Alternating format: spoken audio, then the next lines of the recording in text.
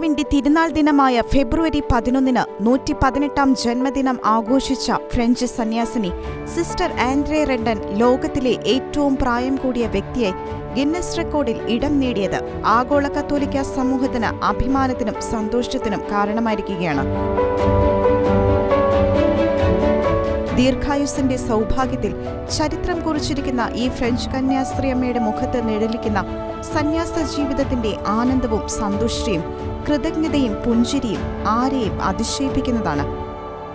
2021 Covid രോഗത്തിൽ നിന്ന് അത്ഭുതകരമായി ആരോഗ്യ ജീവിതത്തിലേക്ക് മടങ്ങിയെത്തിയ സിസ്റ്റർ രോഗബാധയുടെ വേളയിൽ പ്രകടിപ്പിച്ച ശാന്തതയും വിശ്വാസവും എടുത്തു പറയേണ്ട ഒന്നാണ്.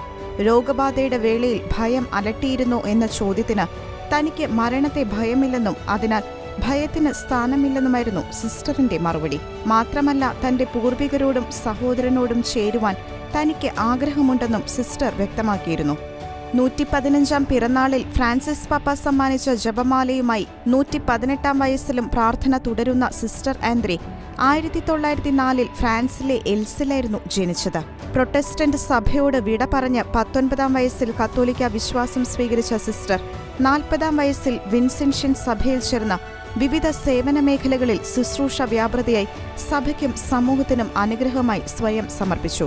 76 വയസ്സു മുതൽ വിശുദ്ധ കാതറിൻ ലബോറയുടെ നാമധേയത്തിലുള്ള വിശ്രമ കേന്ദ്രത്തിൽ കഴിയുന്ന സിസ്റ്റർ ആൻഡ്രയെ ജെറന്റോളജി റിസർച്ച് ഗ്രൂപ്പ് ലോകത്തിലെ ഏറ്റവും പ്രായം കൂടിയ രണ്ടാമത്തെ വ്യക്തിയായി കണ്ടെത്തിയിരുന്നു.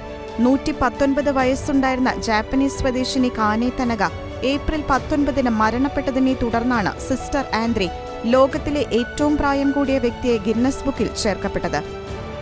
സന്യസ്ത ജീവിതാന്തസ്സിൽ ദീർഘായുസ്സോടെ ചരിത്രം കുറിച്ച് ജീവിക്കുന്ന സിസ്റ്റർ ആൻഡ്രേയുടെ സന്തുഷ്ട ജീവിതത്തിന്റെ രഹസ്യം എന്തെന്നുള്ള ചോദ്യത്തിന് നിറപുഞ്ചിരിയോടെയും ആത്മവിശ്വാസത്തോടെയുമുള്ള സിസ്റ്ററിന്റെ മറുപടി പ്രാർത്ഥന എന്നാണ്.